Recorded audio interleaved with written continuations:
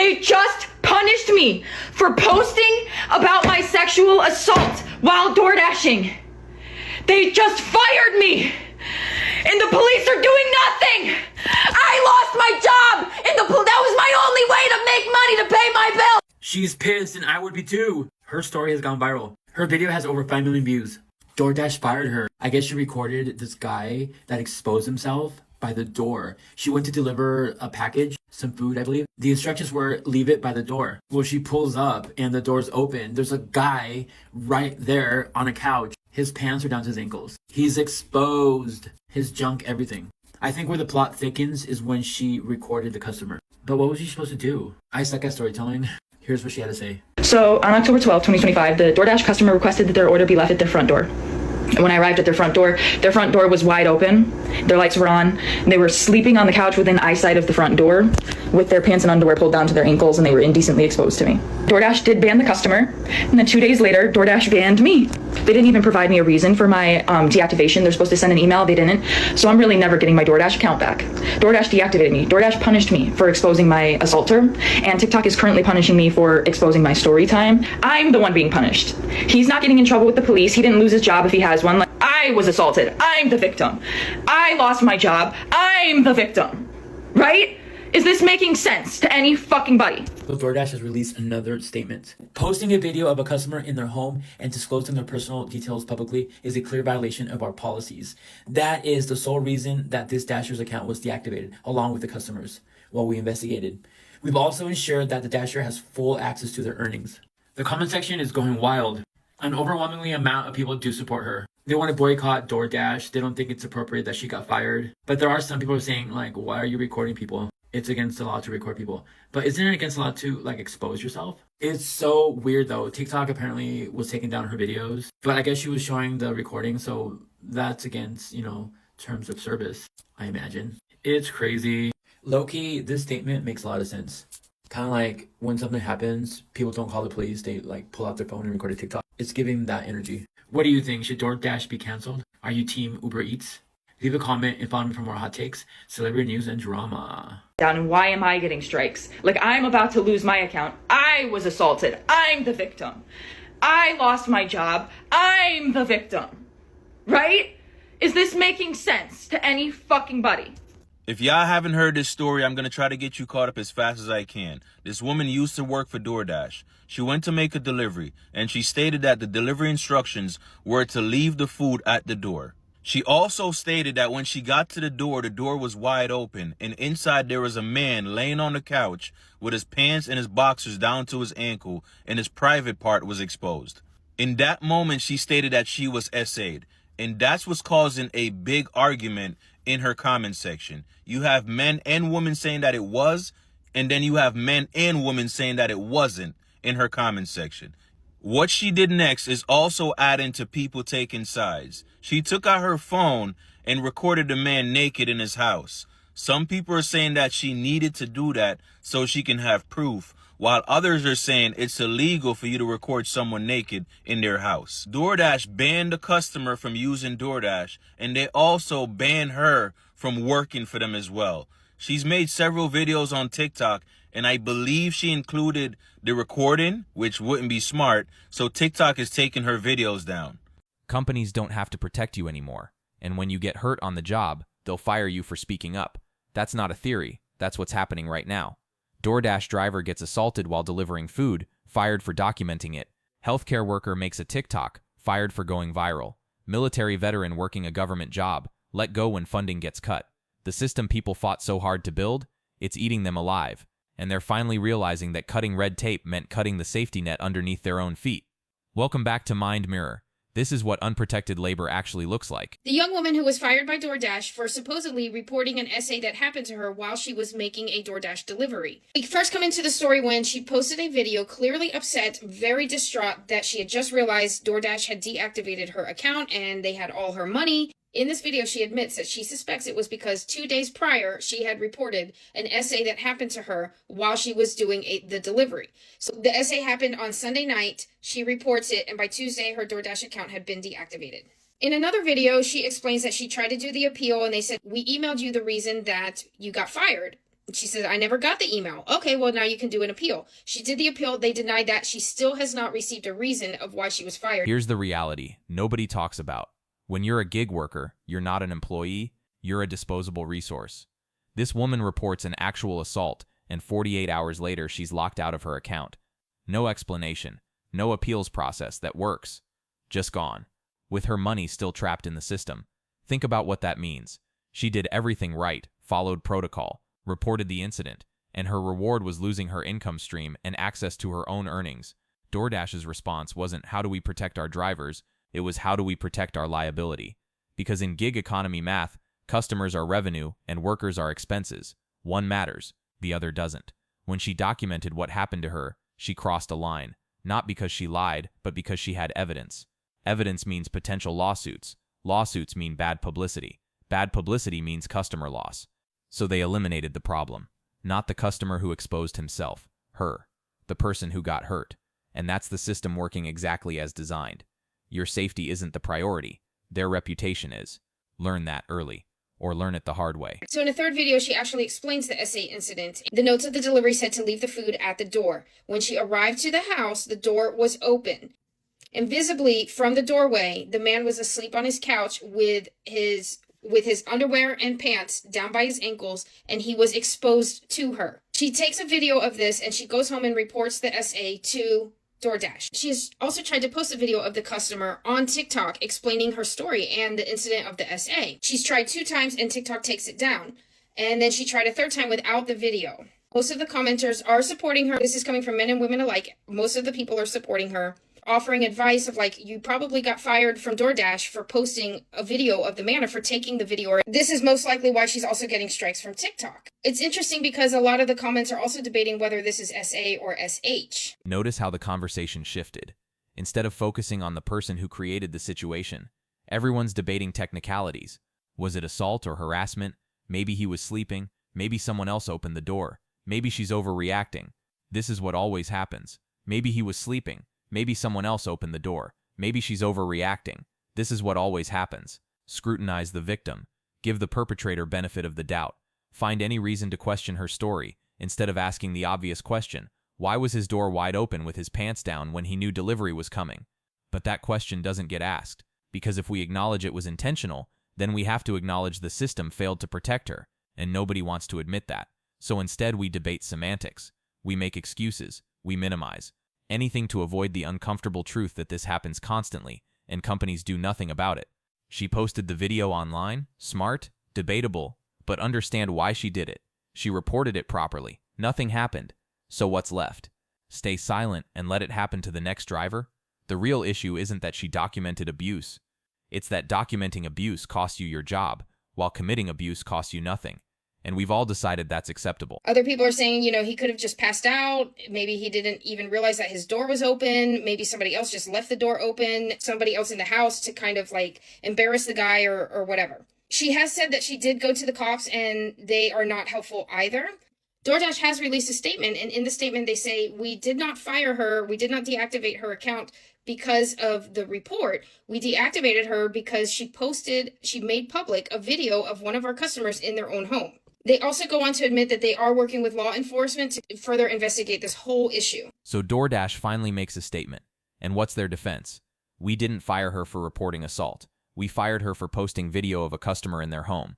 Read that again. They're not denying the assault happened. They're upset she showed people. That's the entire game right there. The assault isn't the problem. The evidence is the problem. Because evidence makes them look bad. It shows what really happens to gig workers and how little protection exists. Then they add that line about working with law enforcement like it fixes anything. Working with law enforcement doesn't reactivate her account, doesn't pay her rent, doesn't undo what happened. And where was this concern before? If DoorDash actually cared about driver safety, there'd be protocols in place, a hotline, a safety team, an actual system that responds when customers cross lines. Instead, she reports through whatever channels exist, gets radio silence, and then gets punished for trying to warn other drivers. That's not worker protection. That's reputation management. You're not the person they're protecting. You're the liability they're eliminating. Remember that next time a company talks about how much they value their team. So I don't know. Let me know in the comments what you think. Who's wrong, DoorDash or the DoorDasher? Okay, y'all. Have y'all heard about the DoorDash worker who was sexually assaulted on the job? and then got fired. Yeah, you're not hearing that wrong. Livy Rose Henderson, DoorDash worker, reported being sexually assaulted by a customer who was literally naked on his couch. And DoorDash banned that customer. But guess what? They deactivated her account 2 days later. No explanation, no real apology, just gone. They said it was because she showed videos inside the customer's home. But wait, shouldn't the priority be about protecting workers, not privacy violations when you're exposing assault? Does it make sense to punish the victim when the predator basically gets a slap on the wrist? So what do you think? Should gig companies do more to protect their workers from harassment and assault? Or is it just the ugly side of the gig economy where workers get tossed aside? This is a huge problem, and it's on all of us to demand better protections, because no one should lose their job for speaking out about being assaulted. Yeah, so this is the core issue. Should gig companies protect their workers? And the answer everyone gives is yes, obviously. But here's what that actually means. Real employment status, benefits, workplace safety standards, the ability to sue for wrongful termination, all the things gig companies specifically structured their business model to avoid. Because right now, you're not an employee. You're an independent contractor, which means they get all the benefits of having workers without any of the responsibilities of being an employer. You get assaulted on the job? That's your problem. You need health insurance? Your problem. You get fired without cause? Your problem. This is by design. The entire gig economy exists because someone figured out if you call employees contractors, you can skip minimum wage, overtime, workers' comp, unemployment insurance, all of it. So when people ask should companies do more, the answer is they won't, not voluntarily, because doing more costs money, and the whole point of this system is that it's cheap for them and precarious for you. If you want protection, you need regulation. You need laws that say if someone works for you, you're responsible for their safety. Until then, this will keep happening, over and over and over. Drop your thoughts below. Let's talk. This guy got fired from his job because he did a skit. He did like a POV of the third shift and, basically making fun of the fact that people be going to sleep on a shift and waking up residents and patients. So he got fired for HIPAA violations because he was like, he felt like they fired him because he was going viral. So when I take a look at the video, he was exposing patient information because on the door, you could see the man's face and number and name. I think his name was Raymond. You got to be careful. Okay, real talk. This one's actually on him. Like, yeah, it sucks he got fired. But if you're working in healthcare and you post a video showing a patient's name, face, and room number, that's textbook HIPAA violation. Doesn't matter if you're trying to go viral. Doesn't matter if you think it's funny. Doesn't matter if you didn't mean to expose identifying information. You did. And in healthcare, that's game over. Here's the thing people don't get about social media. Everything you post can and will be used against you. Your employer is watching. Your coworkers are watching. And if you work anywhere with privacy laws, healthcare, legal, education, you cannot post content from work that shows identifiable information. Period. The lesson isn't don't make TikToks at work. The lesson is understand what you're risking when you post. Because going viral isn't worth losing your career over, especially when you're in a field where violations follow you forever. And honestly, if you're making content at work, assume everything in frame is visible. Blur faces, cover names, edit out backgrounds, or better yet, just don't film at work. Make your content on your own time, in your own space, with your own props, because yeah, companies will fire you for going viral, especially if you make them look bad in the process. I honestly do not try to make TikToks at work. I really don't, because it's like TikTok has this weird thing where they will push your videos out to people that personally. I don't know why. Just, like, push the video out to strangers who I don't know, but they be pushing out the videos to people that know you. And all it takes is one call and you lost your job. Now, I don't think the man give a fuck because he said he's about to find another job. But for the people that do care about their job, please, please, please be careful about recording content. Like, the jokes, the laughs, the likes, it don't be that funny. Because as soon as you do something wrong, all people are going to do is move on to the next funny video. But all the best wishes, but it really be surprising me how so many people be losing their job because of TikTok and social media. In what will be the biggest cell phone in history, probably on Monday, oil executives and workers across the country are going to watch their phones and their TV screens as the markets completely melt and collapse. They're going to watch their bonuses and their jobs vanish. Because OPEC said, okay, we'll increase production again. Yeah, over 400,000 barrels a day. So on Monday, a lot of people are going to have the day they voted for. Hey, by the way, who could have predicted? Who could have ever predicted that the global oil market would crash for a third time under a Trump presidency? Wow. Yeah. This will be the third crash in 7 years. And oh, by the way, Donald Trump wasn't the president for 4 of the last 7 years. Just ordered the Trump administration to reinstate thousands of federal workers, calling the mass terminations a sham. And OPM Director Chuck Ezell, well, he refused to testify and withdrew his statement. And here's what's just happened in court. In a major decision, U.S. District Judge William Alsup ruled that the mass firing of probationary employees across 6 federal agencies, including the VA, DoD, Treasury, and Agriculture, was unlawful. The judge issued an immediate temporary restraining order forcing these agencies to reinstate workers and cease using OPM's termination template. But what about Chuck? Chuck refused to testify and withdrew a key statement about the legality of the firings, and Judge Alsup didn't hold back. He accused the government of misleading the court, saying agencies were following direct orders from OPM to fire employees while falsely claiming those decisions came from agency heads. We're just hearing reports as this finished minutes ago, but apparently the judge said something like it's a sad day when the government fires an employee and falsely claims it's based on performance. Things like this should not have been done in our country. It was a sham to avoid statutory requirements. And things like, you will not bring these people in to be cross-examined. You're afraid to do so because you know cross-examination would reveal the truth. With OPM backtracking, the government's case is now getting harder. The judge extended the restraining order and warned that agencies must comply immediately. Federal agencies now have 7 days to submit a full list of all impacted employees and report on their reinstatement efforts. While the government is expected to appeal this decision, Ezell's refusal to testify could weaken their case. If this escalates, today's ruling could shape future legal... $20 million plant closing in Northampton, Massachusetts, as Coca-Cola is going to lay off 300 workers there. Now, this plant was slated for closure in 2001, and they kept talking about it, putting it off. But really what Coca-Cola is looking to do here is they're looking to outsource the bottling of their products, which I think is an absolutely terrible idea. I'm not sure if they're outsourcing it to another company within the United States or they're outsourcing it outside the United States. However, the general trend in the beverage industry is that you have other companies do the bottling and stuff with the raw materials.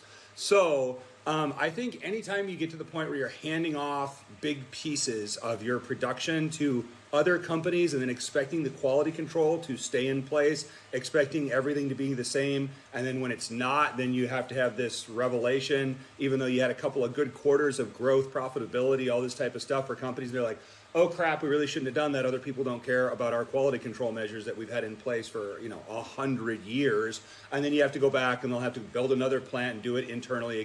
Governor Hochul just announced that on October 13th, the unemployment benefits in the state of New York have a new increased maximum rate. They are now all the way up to $869 per week. This is quite a steep increase from the previous rate of $504. It's interesting to me because every July 1st, the max rate goes up in New York workers' compensation, but it doesn't go up yearly in unemployment. So kind of a steep increase will help more of the high earners, but just an interesting tidbit to report. Nothing is better than being MAGA. Here in Florida, let me tell you what we're doing. You see, what happened was Ron DeSantis and all the MAGA legislator here, we kicked out all of the immigrant workforce. We made it clear that they weren't welcome here and kicked them out of the state. That's right. Even some of us MAGA business owners voted to kick out our own workers, and now we cannot fill the work. Oh, but don't you worry, MAGA's on top of things, because right now our wonderful legislator is debating on loosening the child labor laws here, because our genius MAGA plan is to replace the immigrant workforce with our children, our Florida children.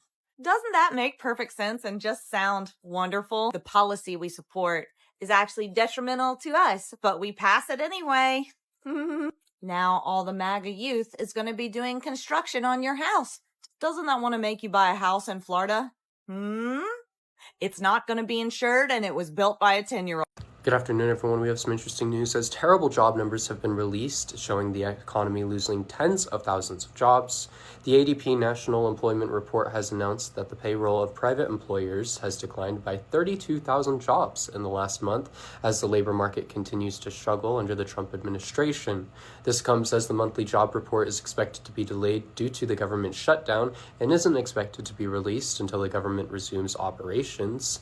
But the ADP report is based on the data for more than 26 million U.S. employees, so it is very likely that that number could be even higher. I have a feeling by the end of the next year that unemployment and poverty rates are going to be through the roof within the United States. Jobs aren't being created. There are less jobs available than unemployed people right now, and we're seeing nothing done by the current administration to fix that. What we are seeing is instead them taking away more jobs by firing a shit ton of federal workers day after day, really. What happens, when we're all homeless because nobody can pay for their rent or nobody can pay for their bills? It is going to be insane and it is going to suck. It really is. I mean, this is one of a list of a million reasons why this administration is a failure, and something needs to be done to change that because people need jobs for a living. People need to make money for a living, especially in a country like the United States where it is so damn expensive to live here. Genuinely, like, eggs are still insane numbers. It is insane how much it costs to live here, yet so many people do not have a job, and that is a massive problem. But hey, maybe when we're all broke and homeless, we can finally work on a collective strike to actually get some things that we need. Look, I hear the frustration. Eggs are expensive, rent is insane, and people can't find jobs. That's all real, but let's be honest about why. We spent decades dismantling labor protections, attacking unions, and letting corporations consolidate power, and now we're shocked that working people have no leverage? This isn't new. This is the logical endpoint of every anti-worker policy we've cheered for over the last 40 years. Right to work states that gut union power, at-will employment that lets companies fire you for anything, contractor classifications that strip benefits. We built this. And by we, I mean the policies people voted for thinking it would help them, thinking deregulation meant freedom, thinking corporations would do the right thing if we just got government out of the way. Spoiler, they didn't. They did what corporations do. They maximize profit and minimize cost. And labor is a cost.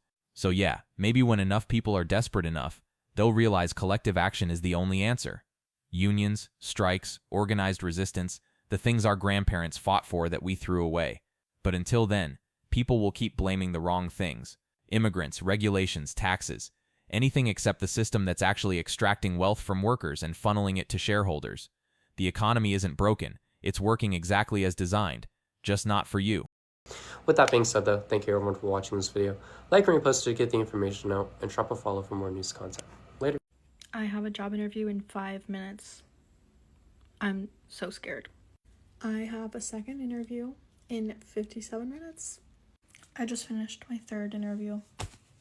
Guess who doesn't have a job? They just told me no. This hits different because it's so relatable. Interview after interview after interview. Getting to the final round. Feeling hopeful. And then, nothing. Welcome to the modern job market, where companies post jobs they never intend to fill, interview dozens of people for positions that don't exist, and ghost you after 3 rounds of interviews. And here's what makes it worse. Every one of those interviews requires emotional energy.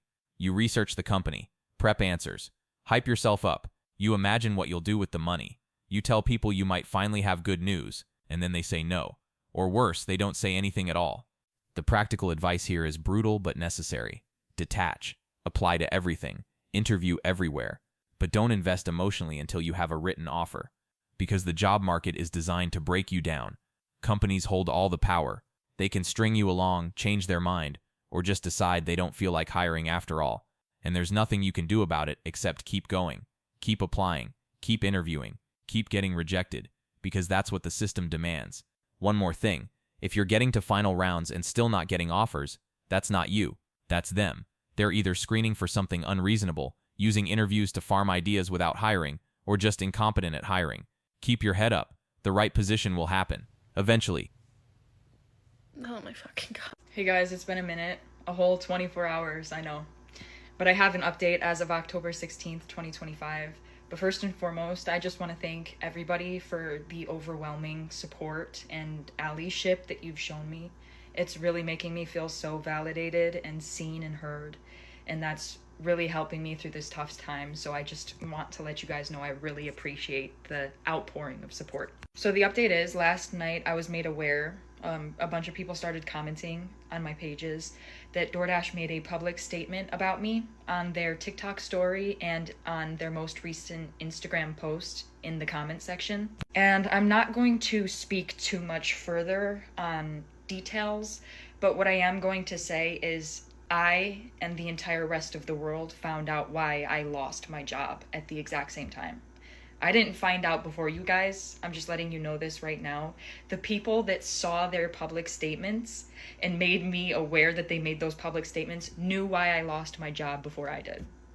Because I went and I checked my email once I was made aware that they made those public statements, and they sent me the deactivation email around the same time they released the public statements, like literally within the same hour.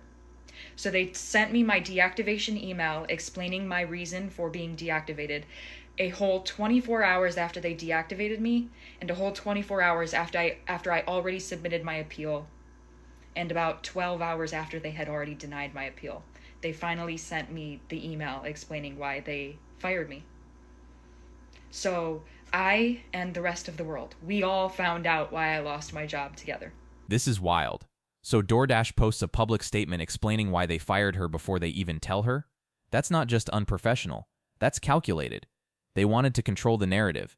They saw her videos going viral, saw the public backlash building, and rushed to put out their version of events. Problem is, they forgot to actually fire her first, or at least tell her why, so she finds out from comments on her video. The entire internet knows she's fired before she does. And when she checks her email, it was sent the same hour as their public statement. This is how companies operate when they're in damage control. They're not thinking about you as a person. They're thinking about you as a PR problem. And the solution to PR problems is getting ahead of the story. The lesson here is simple. Never expect companies to treat you with dignity when they're protecting their reputation. You will always be expendable. Your story will always be reframed to make them look better. If you're in a situation like this, document everything. Timestamps, screenshots, emails. Because when they try to rewrite history, you need receipts. And if you're thinking about going public with something, understand that companies will respond publicly too, sometimes before they even respond to you. Be ready for that. Have your evidence organized. Know what you're willing to share and what you're not. Because once it's public, you lose control of the narrative. And companies have whole teams dedicated to spinning stories. You don't. That's the update. Like life's so fun, life's so fun. Got my mini skirt and my rollerblades on. Big shocker. Have you looked at the U.S. jobs market and have started to freak out? Well, the U.S. didn't just miss job numbers. It turns out 1 million jobs never existed. The Bureau of Labor Statistics revised payrolls down by 911,000. Sounds like a crash. Nope. Unemployment's still at 4.3%. Job openings are high, and wages are cooling but solid. The real problem? Supply, not demand. And the supply side is being beaten down by tariffs, migration curbs, and government job cuts. So the translation is, weaker job growth does not equal to a weak economy. The labor market's still warm, and the Fed is cutting rates next week.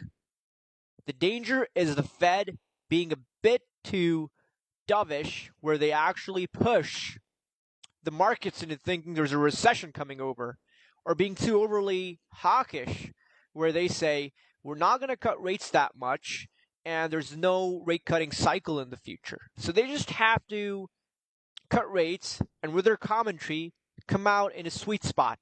If that happens, equity markets are going to stay intact, and we're still in the bull market. Let's talk about the Trump supporters that are losing their jobs. Last night I was out in Chicago and these 3 guys started talking to me and they were all from Naperville. And they asked what I did for work and I said, oh, like I make educational content. And the guy was like, oh, are you one of those like liberals? Like, are you one of those like lefties? And he was so serious. Like he just continued to like mock me and make fun of my content. And I was like, okay, I'm gonna leave this conversation. And he goes, yeah, it's because of you guys that my mom just lost her job. And I was intrigued. I was like, why did your mom lose her job? What did she do for work? And he goes, oh, well, she was in the military. She's a veteran, but then she was working at this office for the last few years and they just let her go. I look him dead in the face. I'm like, do you think your mom was a DEI hire? Because veterans are a protected class. And now that they don't have to hire her anymore, then they let her go. All right, so here's the economic reality. The job market isn't collapsing, but it's not great either. Turns out 911,000 jobs that we thought existed didn't. They were statistical errors. Revisions, oops, but unemployment's still around 4.3%, which historically isn't terrible. Job openings exist. Wages aren't crashing. So what's the problem? Supply. The issue isn't that nobody's hiring. It's that the things constricting supply, policy decisions about trade, immigration, and government spending, are making it harder for businesses to expand. When you restrict who can work, limit what can be imported, and cut funding to sectors that employ millions, you shrink the job market. Not because the economy is bad, but because you're choking off the inputs that make growth possible. And the people who cheered for these policies, they're now shocked that they're losing jobs. The research assistant whose federal funding got cut. The veteran whose protected class status doesn't matter anymore. The manufacturing worker whose plant closed because tariffs made production too expensive. This is what restrictive policy looks like, not in theory, in practice. And it doesn't matter if you thought you were exempt. Nobody's exempt when the system contracts. The advice here is, pay attention to policy, not promises. When someone says they're cutting funding, believe them. When they say they're restricting trade, believe them.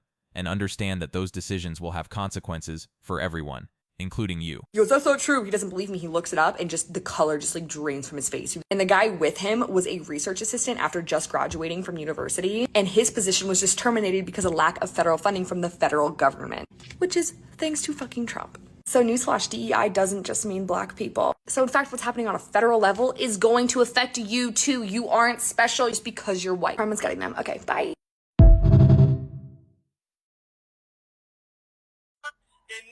days, your rescue is coming. In 9 days, your salvation is at hand. Are you awake yet, or are you blinded by your idolatry? Because it's clear as day to those who truly worship Jesus, who have full faith in him, trust in him, that he is the only salvation, not Donald Trump, not any other individual down here.